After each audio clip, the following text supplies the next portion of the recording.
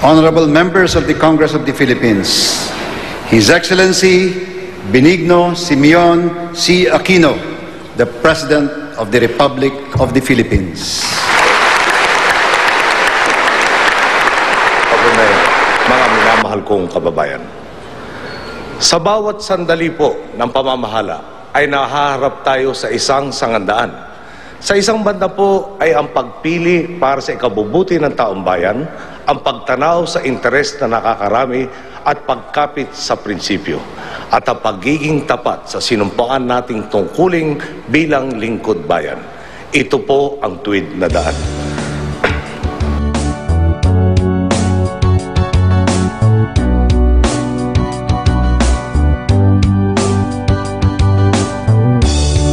Sarap kumain ng rice, pero can afford the price.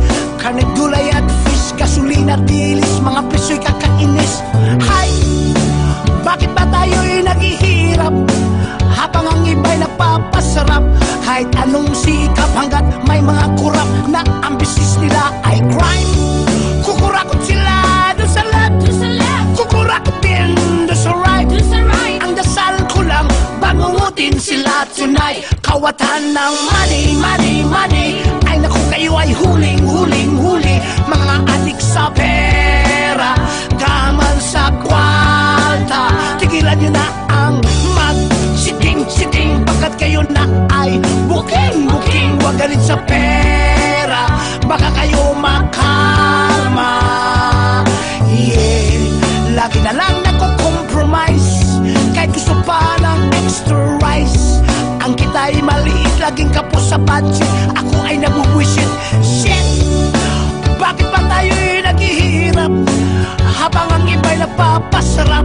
Kahit anong sikap hanggat may mga kurap na ang business nila ay crime. Kukurakot sila doon sa left, kukurakot din doon sa right. Magdasal tayo, bangungutin sila tonight. Kawatan ng money, money, money. Ay naku, kayo ay huling, huling, huli. Mga adik sa pera, gahaman sa kwalta. Tigilan nyo na ang mag-siting-siting, pagkat kayo na ay booking-booking. Huwag galit sa pera, baka kayo makarma.